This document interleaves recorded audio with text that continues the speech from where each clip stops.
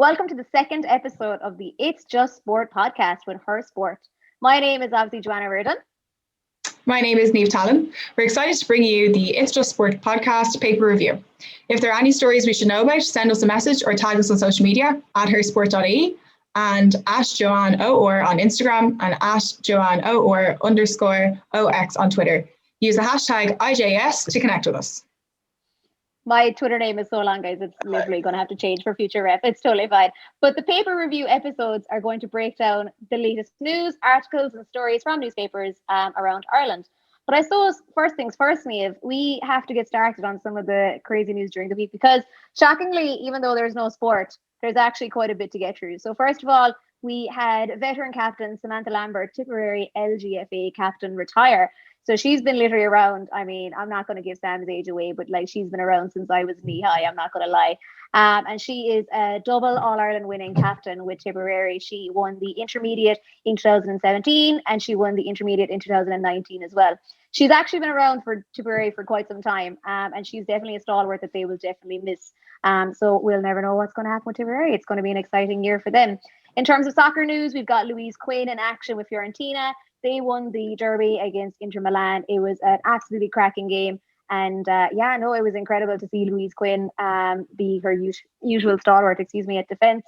And it was great to see Fiorentina win. I think they actually needed the win to go top of the table as well. So it was all very exciting. And if anyone is interested, the Italian league, Serie A Femminile over in Italy is actually very exciting at the minute and still running if you need your women's soccer fix and you want someone Irish to support as well. Armagh. Big news in LGFA, Armagh have released their new jerseys at the minute. So yeah, it's kind of one of the first few times that we actually get to see a brand new LGFA jersey specifically for the ladies football team. And it's really cool to see more so just for Armagh. Like they're the ones who are breaking stride all the time. 2 years ago, they were the first team that got a ground specifically for their needs and specifically for ladies football. That was revolutionary in the first of their time. And then also other big news, Waterford ladies footballers and Camogie broke ground on another ground just outside Dungarvan. If anyone is interested to see it being constructed, just outside Dungarvan, you can see their new ground is being built at the minute. They're currently looking for fundraising to help with the cost of the ground. I think it'll cost in excess of maybe like 200,000. But if you put that in the grand scheme of thing with lights, new pitch and things like that, that's actually not too bad in terms of pitches and things like that. So yeah, just their two teams, Armagh are currently looking for funding as well. They're doing a virtual, I think it's a 5K family walk, and Waterford are looking for money as well. So if any of you are interested in funding, hit up their Twitters at Armagh GFA and at Waterford Football, I think. So yeah, Niamh, it's been big as well up in Dublin. I'm obviously talking Culture Central here. Yeah, so there's big news for the Dublin senior ladies. Adrian O'Sullivan has been appointed as the new Dublin senior ladies camogie manager. O'Sullivan guided UL to back-to-back Ashburn Cups in 2019 and 2020. He also coached the Limerick Camogie Minors and Intermediates to All-Ireland glory in 2014. O'Sullivan is founder of Women's Hurling, a media platform which brings comprehensive analysis and discussion about the latest in camogie. The honest discussion and criticism and just, open and honest discussion has brought many listeners and viewers to their podcast. So it's definitely something to check out. Teneo Ireland have released their findings from the annual Sports and Sponsorship Index for 2020. The results of a 1,000-person national survey revealed some interesting insights. The survey aims to examine the general public attitudes towards sport from a range of genders, regions, age and social class. So we'll discuss that later in the podcast. Her Sport have some exciting things going on behind the scenes as we extend our team of ambassadors. We are announcing Katie O'Brien, Irish para rower, winner of a bronze medal at the 2019 World Championships, is joining the team. Katie is passionate about what sport brings to people and how sport has helped her, feel confident and, what sport and disability can be like. We will have some series coming soon with Katie on this, which will be very exciting. And we'll be talking to lots of different people that are involved in sport. We will have some more announcements soon in relation to the expansion of her Sport Ambassador team. So be sure to keep an eye out for this as, we will be announcing them over the coming weeks. In other news, the RTÉ Sports Awards shortlist have been announced. They will be on the 28th of January at 10:15. So that's Thursday, the 28th of January at 10:15. So I guess we can start there and we'll discuss that. We'll go through the nominees. So we'll go team of the year.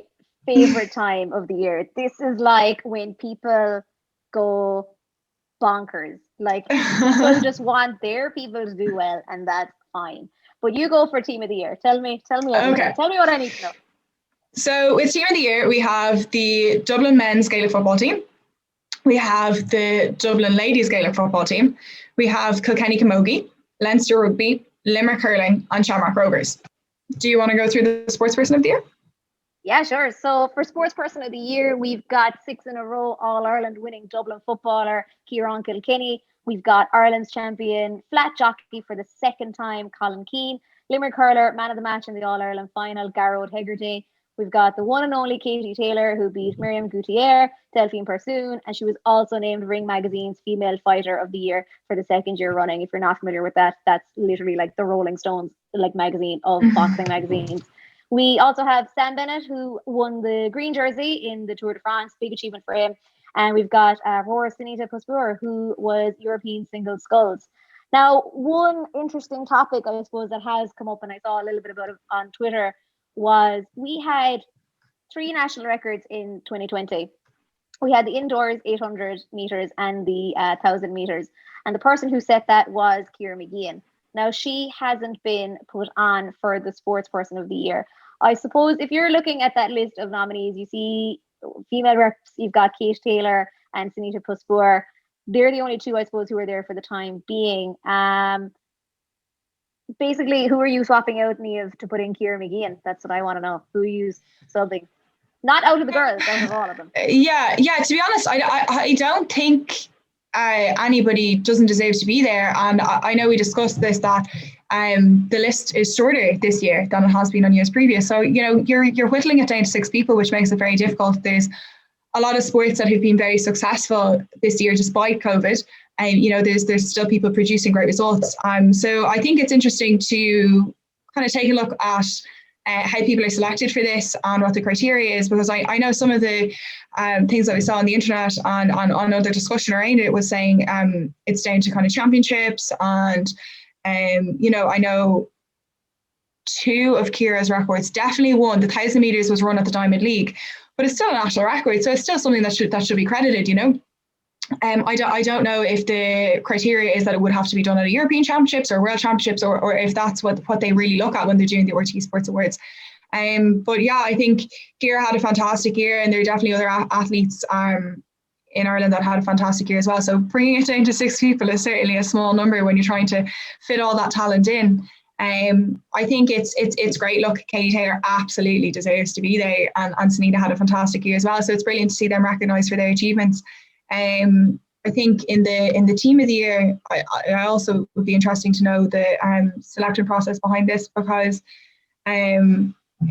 what classifies as a team? That's just a question personally. Like I'm going to go digging more into it. Going to say, like, there was mad controversy, wasn't there, when the O'Donovan brothers won team of the year, and people were saying 2 does not equal a team. I suppose technically, interesting. So technically, I remember technically speaking, like obviously it does, like plus like more than 1 equals a team. I think maybe were they so and I don't think people didn't want the O'Donovan brothers to win. I think part of people felt maybe they should have won like sports personality or something like that. I think that's not what the complaint was. I think the complaint was, what exactly is the definition of a team, which is what you're asking. And I think looking at this list at the minute, the definition of a team for the time being is more than 11. Which if you're talking, the least, Shamrock Rovers and Leinster will be the only 2 that don't necessarily have 15. Other than that, Limerick Hurlers, that's a panel of 30. Kilkenny, panel of 30. I think 26 on match day. Dublin Ladies, Dublin Gaelic, the exact same thing. So it's definitely a bit odd, but like team-wise, who are you like including? Like teams in terms of athletics and rowing, like it's just interesting. I'm just curious about this selection process. Like I know that we have in our awards, we would open it to anybody more than 2. We have had, you say rowing, there is a boat that has 4 people in it, so like that's definitely classified as a team. It's interesting that you mentioned the O'Donovans in the double, that they were classified as a team. I guess that was probably 2016 awards. Yep. But we would have Eve McChrystal and Katie George Dunleavy as a team, because they have to work together, and it's very difficult in some of these sports to get two people to either do the same thing or communicate or whatever it is. So it's just something I would be interested in. I think brilliant to see the Kilkenny Camogie team there, absolutely deserve it. Like, they had a fantastic year, and the Dublin ladies did as well. But I think just when you're trying to award sports and recognise people for their achievements, it is very GA heavy. Like, we're just going to say it here. Like, in all of these categories, like, you have 6 in each, and if they're after reducing it from last year, the number of nominees, I mean, it's not as if they couldn't have had more nominees in each category. Like, there's definitely enough achievements there for 8 or for 10 nominees in each category. Like, they wouldn't be going searching for people. Like, the talent is there, and I'm not specifically looking for females necessarily to be added. Just I think there are more achievements that have been there and could be recognised. But I wonder, is it like, for me, I think it's there's a lot of Gaelic games in it, and we just have to remember sometimes that there is more in Ireland than Gaelic games, and more happened this year than Gaelic games. They certainly got a good chance, and certainly kept people entertained and kept people inspired through the summer. But look, a lot of people will say Kieran McGean did too. Yeah, like, I wonder, is it down like solely? I'm just thinking here of like all the arguments that have been like thrown at like the Ballon d'Or and FIFA the best and all those kind of words. I wonder, is it solely down? And look, I don't know the judging criteria either. I know some of the judges, but we haven't ever discussed it. I wonder, is it solely down to visibility? And I think the idea behind more so how many people were watching when, like those kind of moments where you sit back. I remember when RTÉ released their post weekend All Ireland figures or something along those lines.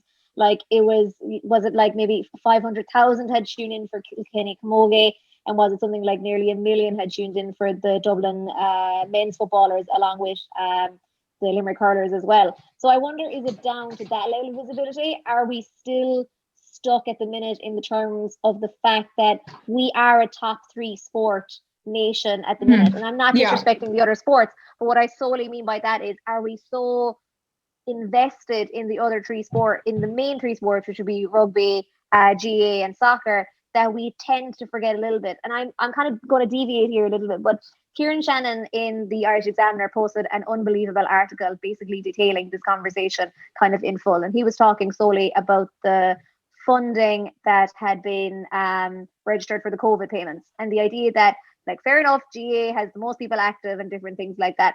But if you actually look at any of the Sport Ireland surveys of what people are doing are playing soccer and walking and running and different things like that. So if you were to go on those pure judgment figures alone, you would think that's where all the money would go if you were thinking that way. But given, I suppose, the, how do I describe it? The sponsorship, I'm going to say the purity of the GA. And what I mean by that is, it's a sport that's grounded and advertised solely in community and volunteers. I'm not saying running and athletics and rowing don't have that, but when the GA is labelled so in a way that you're driven by community and the money goes into community, and look at all of this, and then you have the mad scandals of the FAI, you've got the mad scandals of like all the other stuff going on. Maybe for sponsors and for media, it's good to hang a coat onto the GA for the time being, solely because I think as a country, if we were rocked by another sporting scandal and someone taking all our money, I think the nation would collapse within itself. Whereas with the GA, that might not necessarily happen. I'm not saying that's happening in the other sports, but I think when I look at the list, I agree with you, it's very GA heavy. But I think, are we so GA heavy because we know at the end of the year, when all the sports might have let us down in the past, the GA will come through, like, for us year on year, in terms of entertainment, in terms of providing a place to go for people and different things like that. It's got its own issues, don't get me wrong, at grassroots and all those levels. But I just think, maybe are we just so disappointed by stuff that may have happened in the past? We're just a bit like, look, at least it's like a comfort blanket is what I'm trying to say. Like, the GA's comfort blanket. Like, I wonder, is that it? No, I think, like, I just think there's room for more sports to be there. Like, I think there was more than 10 nominees in each category last year, but look, I can read out how do they select the nominees. I have the criteria there, and then we can kind of maybe discuss some of that. So Go for It it. says the list should reflect Irish sporting achievements on the national and/or international stage. Any sports person who won a medal or championship at international level should be considered. Where multiple sports people from the same field or at the same championships both win medals, the one with a higher value medal can take precedence over the others. This helps to keep the list varied and reflective of the breadth of Irish sport. Interesting. A sports person who has been outstanding within a team that has won something or a team that has significantly overachieved should be considered. The impact the achievement has on the nation should also be brought into consideration. So, look, the impact the achievement on the nation has brought, they're gonna play Gaelic games there because that's what people could watch. That's what people could watch this summer.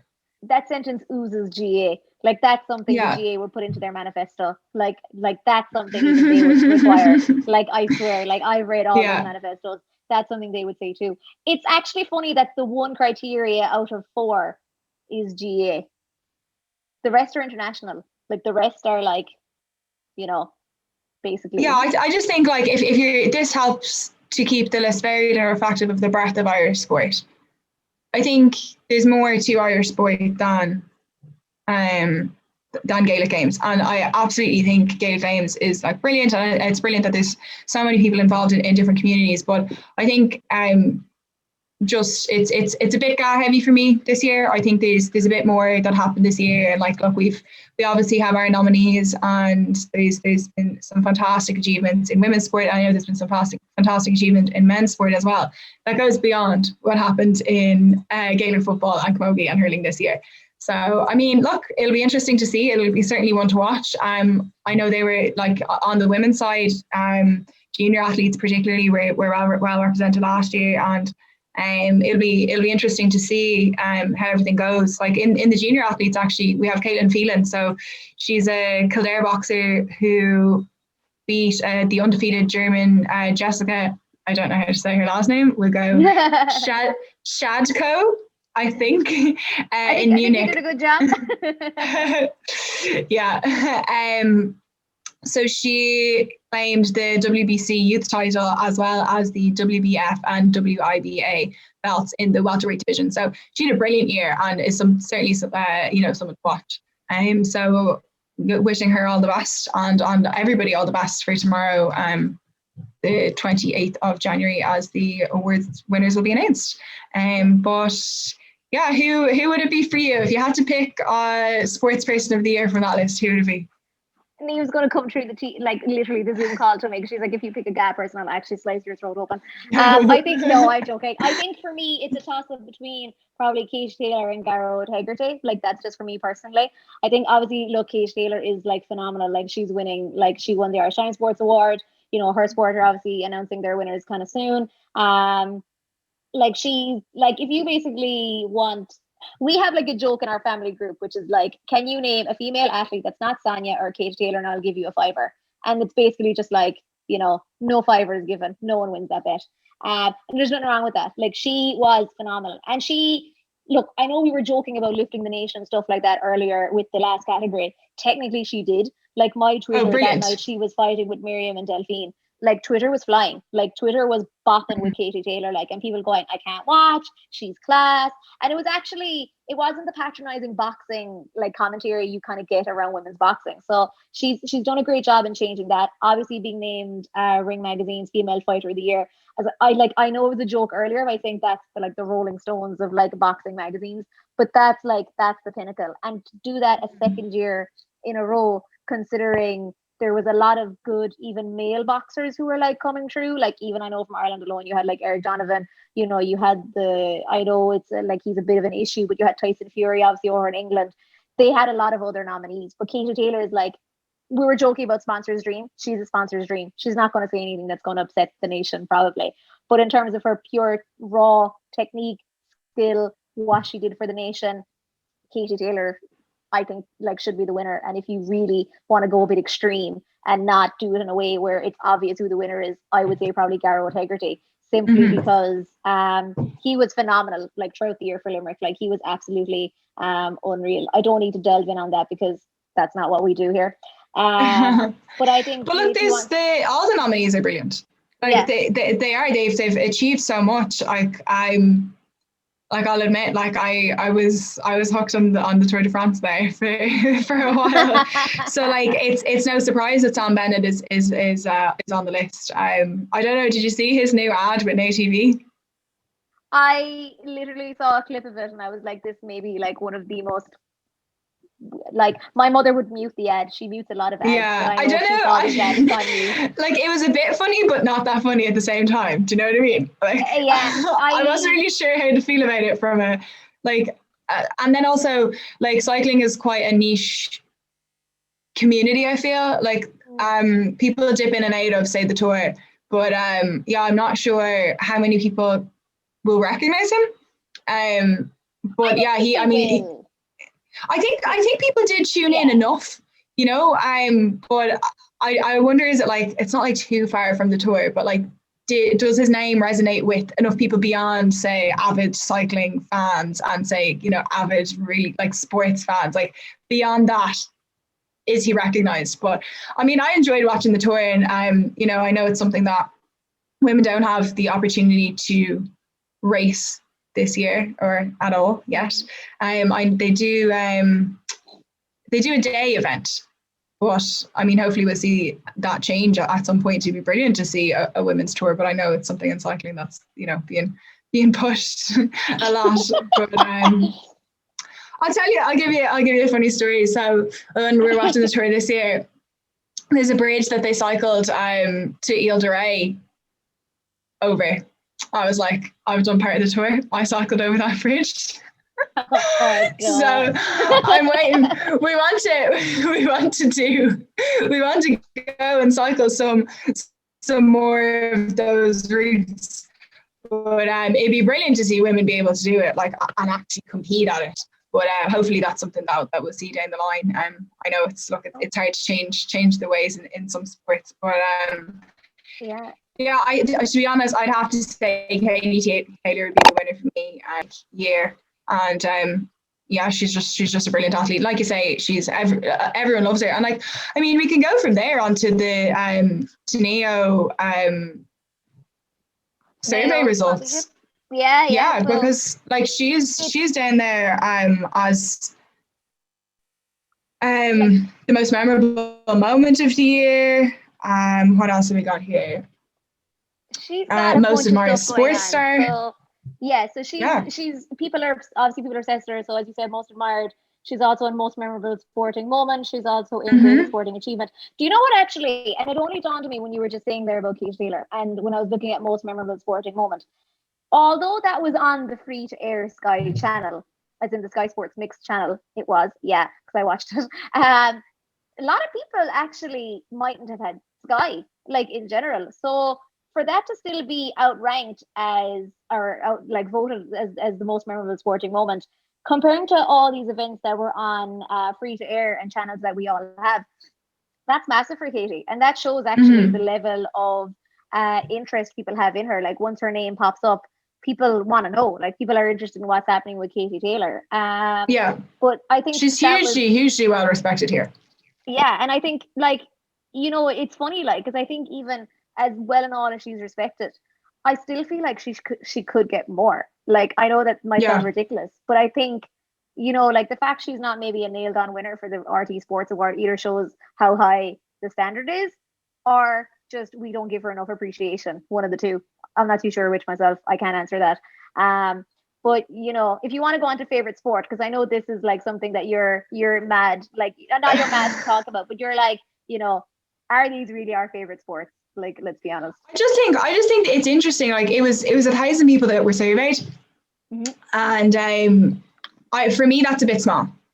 I don't know. I personally would just like to explore it a bit more and to see a bit more variety, because again, I think this is a bit heavy as well. But going back to Katie, 30% of people voted for Katie as their most admired sports person. That's huge. Like, the next person was Johnny Sexton at 6%. I think she actually makes up. So there's Johnny Sexton, then Shane Lowry, Porrick Harrington, Joe Canning, Conor Murray, Sam Bennett. Just give me 2 seconds to do the quick math. So 4 4 is 16, plus 6 is 22, plus 5 is 27. She actually got more admiration than this 1, 2, 3, 5, 6 of them combined. That's brilliant. Like that's a huge thing for women's sport, and a huge thing for her is that she's that much ahead of everybody else in being admired. And then in the most memorable sporting moment, it's 32% remembered Katie Taylor having her hand raised after beating Delphine Persin. Then look, it's Sam Bennett wins the Tour de France. Tipperary wins their first Munster senior football championship title in 85 years. Limerick hurlers beat Waterford to win the All-Ireland final. And then Waterford hurlers recovered from 9 points down to beat Kilkenny in the All-Ireland semi-final. I feel like so yeah, she's huge. Poor Cavan are looking at that going, we bridged a gap too. No one's talking about that. But like obviously because of Tipperary, it was Bloody Sunday, the anniversary. They wore the Michael Hogan jerseys. That was special. But as you said, like looking at that, Katie Taylor got nearly triple those votes. Nearly. Yeah, like it's really good. And I think the survey overall, it's interesting. It's brilliant to see her on the top in 2 categories, like such a statement. But I think it shows like the amount of work that we have to still do to push on for women's sport and to change how people consume sport and who people look up to and really profile the female athletes and female teams. Because the only other mention of women's sport on this when it's team of the year, it's the Dublin Ladies Football. So we had the Dublin men's football, Limerick hurlers, Leinster rugby, then Dublin Ladies Football, and then Dundalk. Their team of the year. The Dublin ladies got half the percentage of the Dublin men, so 12% versus 24%. But I think we need to be represented a bit more. Yeah, and I think that's a bit weird given the conscious effort being put forward by AIG and the Dublin County Board, both men and women's, in terms of actually putting both teams on a platform. Anytime you're invited to, from a media perspective, an AIG-sponsored event or a Dublin event, if that makes sense, if Dublin are announcing something, as in the county and the county boards, there is representation always from both camogie and ladies football as well. So it's not that they're not making a conscious effort. I think you might have to ask the question of, are people actually paying attention to that? Are we just, and I think maybe is it just because the allure of the Dublin men's, because we know nothing about their 6, bar the usuals, but we get nothing about their 6 in a row team apart from the odd comment that is, this is no offense to them, so PR rehearsed, it kind of hurts. Is that the issue? Like when we see the likes of, Ciarán Kilkenny, who's nominated for the RTÉ Sports Award, next to say maybe a Sinead Goldrick. Sinead talks all the time in terms of like she's very good to talk to, but Ciarán Kilkenny doesn't talk, and is his exclusivity overshadowing her openness? Does that make sense? Yeah, I get what you're saying. To be honest, to me, it would be still that men's teams are recognised more than women's, and people tune into them more, tune into the games, follow the matches, that kind of thing. I think we just have a bit more work to do in relation to, bringing up the level of admiration and commitment for women's sport. Like I think,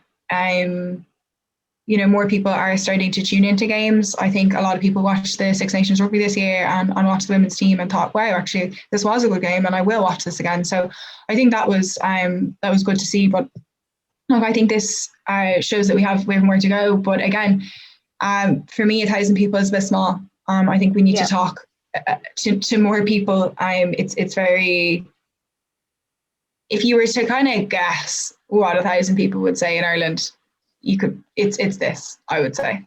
Where I think there's a bit more variety in what we actually consume and what we're actually interested in. Like I would say minus the Dublin ladies football, I'd say, I'm not saying they were thrown in because I don't think they were, but I think the group that they must have spoken with are minorly aware of women's sports, and either they think of Katie Taylor or insert recent All-Ireland champion. Do you know what I mean? Mm-hmm. Yeah. It's interesting. I know with surveys, it's all kind of carefully done to have as little, like no bias essentially. But yeah, like you're saying, it would be interesting to know a little bit more about that.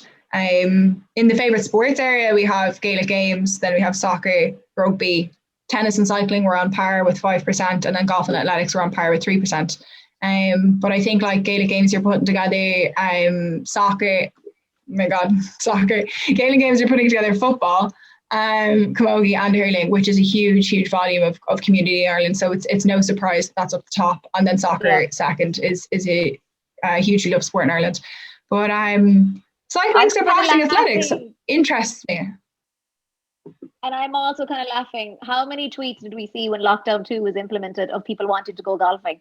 If my tweets were to go by, like people online, golf should be like number one there. But you're right, cycling. People love to cycle. Like, I don't know, like, I'm not saying are you like walking outdoors within your 5K. I'm seeing a lot of cyclists. But I'm actually seeing more runners too. So that makes me even more, not skeptical, but makes me a bit more question mark. You know what I mean? I'm wondering, okay, favourite sport. Is the favourite sport consuming the sport, as in watching, or participating, or both? That's interesting. I know it says here that Gaelic games actually grew in popularity in 2020. So less people actually were interested in Gaelic games. I think it's consumption, because if we're talking about playing here, I think if we were to go pure sport Ireland, so I'm going to say athletics and soccer would beat them hands down, because we see that all the time. Like, how many five-a-side games can you see and people walking versus your standard GA training like down the pitch? It's a lot. There's a lot of people involved. So I think from the I feel like from the other areas that they've explored, that it's also consumption. And obviously there was a lot of Gaelic games matches on television, and that did go ahead this year. So I think that's probably what it is. But like you're saying, like sports that people were able to kind of start this year and participate in this year may have been walking and running and cycling, and not necessarily to a competitive standard, because most events were not going ahead. But I think it's interesting just that cycling and athletics. Like I'm really surprised that cycling is ahead of athletics. I would imagine it's probably down to Sam Bennett and the tour that people really tuned into it this year, and it'd be interesting to see what next year's results are. I'd also like to know who's tuning into tennis, and I mean that politely. I know one person in my social group who likes tennis. That's like, oh, I love tennis. I love a good tennis match. You're like a two. Yeah. So, no, honestly, I have no issue with it, because I know when Wimbledon comes on, we're all like, oh, let's watch Wimbledon. Yeah. But I get that. I'm not like, I don't know a lot about it. I wouldn't be up to date with what's necessarily going on in tennis internationally.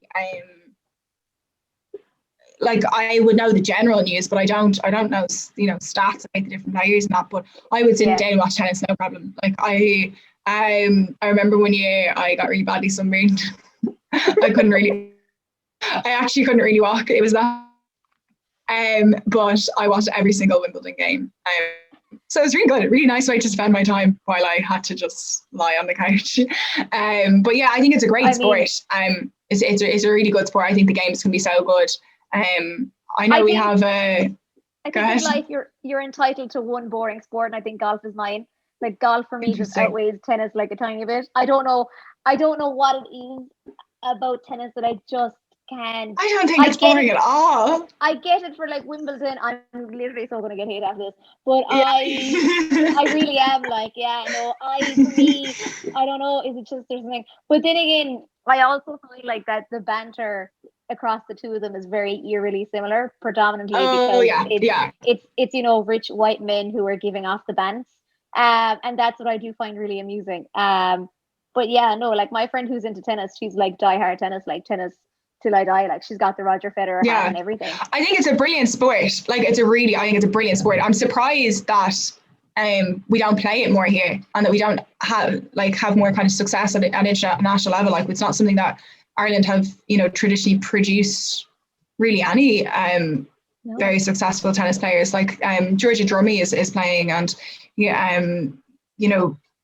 after that I actually couldn't name you any other Irish tennis players, which again I might get hated for that too, but it's just I think it's a fascinating sport. I think it's really exciting. I don't know how you don't think it's exciting. I don't know.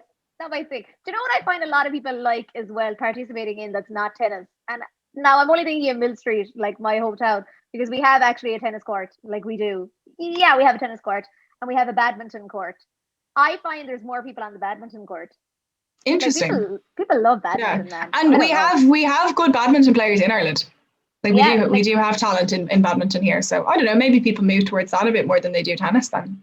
Just as a on a culture society. Golf now I would watch the odd time. I'd follow what's going on more so than get invested in sitting and watching everything. But obviously it's a very, very popular sport here, and something that people were able to play this summer and play like during lockdown for some periods of time. Which is good. People were angry when golf clubs shut down. Like I honestly I've never seen the likes of it in my life. And also it was funny when all that golf gate thing happened.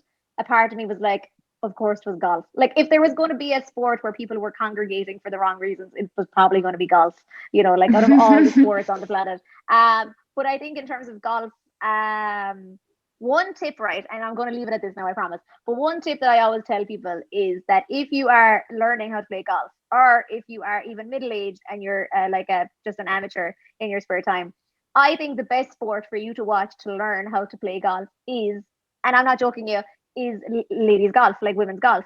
Primarily because, right, you're not going to be dropping bombs like Phil Mickelson or Bryson DeChambeau. You're not striking for 300 yards. That's not going to happen. Like you're not working out for that, But ladies, like women's golf in particular, it's a short game that people can relate to.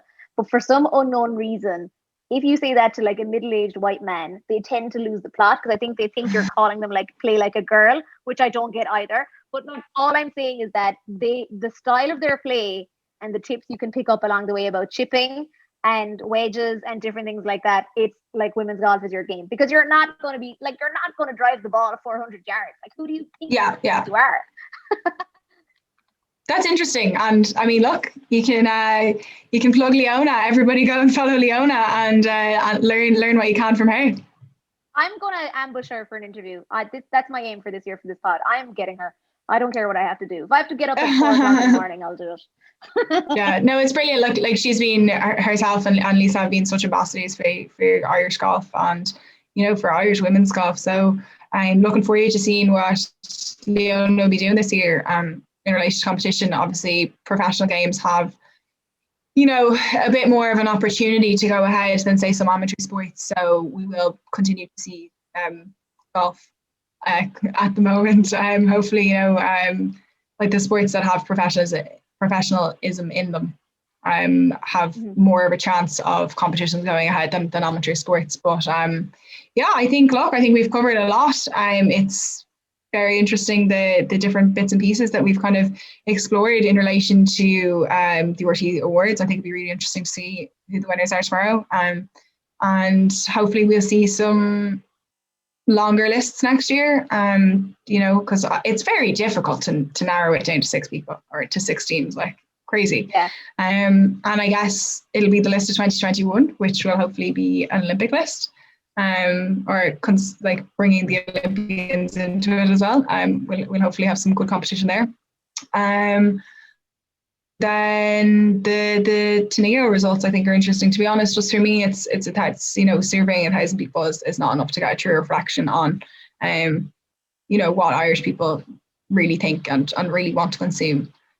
So I'd be looking for 5,000 a bit is too much to ask for. I mean, I think it's reasonable. It's not that hard to talk to survey 5,000 people, and get a real opinion on the favourites in Irish sport. Yeah, probably. I mean, look, I think it's not Bible. It's not the gospel to go by. I think it'll have some truth in it for sure. Yeah. But I'm definitely in agreement with you in that maybe next year, send out 10,000 emails, put it on the automatic list, see what comes next to you. If they're interested, like I love doing surveys. So like if I'll do it, no bother. Like I'll do loads of them if they want me to. Like I love surveys. But yeah, I think it is very interesting. I think it's exciting to see where it could possibly go. Obviously, just a quick note that it is obviously disappointing we may not have sports until March in general because of the current situation and lockdown. And I suppose to end the podcast, we should obviously urge people to stay safe, stay sane, Try and basically get out there. Power of movement is massive. And I think more importantly, look after yourselves. And I hope you enjoyed the podcast. On Friday, Niamh, we have an exciting interview coming up, and we will also be talking more women's sports. So if anyone has any ideas what they want us to talk about, they want to pitch in, maybe they want to tell Niamh, "Ga till I die, ball is life." Feel free to do that too. If you want to give us about tennis, you can do that too. So the hashtag is IJS, and our Twitter accounts are at @JoanneOR_OX and at hersport.ie. Niamh, it's a pleasure as always. I'm looking forward to this, and looking forward to Friday, and see you soon. And speaking of awards, the Her Sport Awards will be announced this weekend. So if you haven't voted, make sure to get your votes in now, and we'll be announcing the winners very soon. So that's something very exciting that we probably will end up discussing next week at some point. So thanks a million for listening, and we shall chat to you again next week.